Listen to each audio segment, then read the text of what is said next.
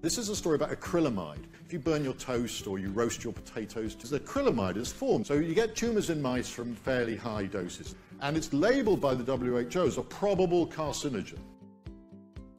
But adults with the highest consumption of acrylamide, in other words, who eat a lot of burnt toast, they could consume 160 times as much and still only be at a level that toxicologists think was unlikely to cause tumours in mice.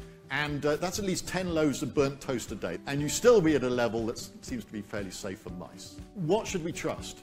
The first thing is competence. That's Fox News' idea of a pie chart. The numbers should add up to 100%. Maybe on competence we don't quite trust them. The other thing is honesty. That's the way they compare 6 million with 7 million because they want to make the difference look big.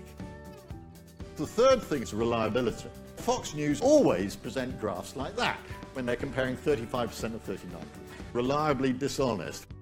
We want to talk about the way in which numbers are produced, why numbers might not be reliable. And for that, I think we have to understand the flow, the pipeline by which we hear about evidence. Let's look at the press releases. Let's take what happens to a scientific story. In the abstract, richer men got slightly more brain tumours. That's what they found.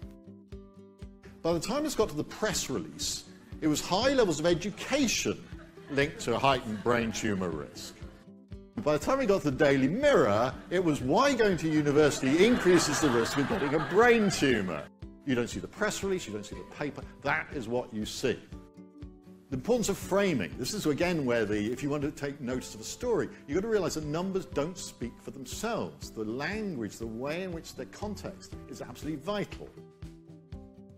So here's another paper. 10% of people have got a genetic variant that reduces their risk of high blood pressure. Nobody gave no coverage until a brilliant press officer got hold of it. Rewrote it as a story in which 9 in 10 people carry a gene, which increases the chance of high blood pressure. What they've done is change it from a positive frame to a negative frame. The bad news sells. So this is what happens with press officers. The majority of misunderstandings and exaggerations in the media arose from the press release. UK universities, 462 press releases, 40% exaggerated advice, exaggerated causal claims, exaggerated inference to humans from animal research. So when you read a bad story, don't necessarily blame the journalist. Everything's filtered before it gets to us. By that time, can we believe anything we've heard? These are the kind of things that are done all the time. You don't report uncertainties. You suggest a cause when there's only association. You exaggerate the relevance. Sexy but misleading graphic, a headline which has got nothing to do with the story.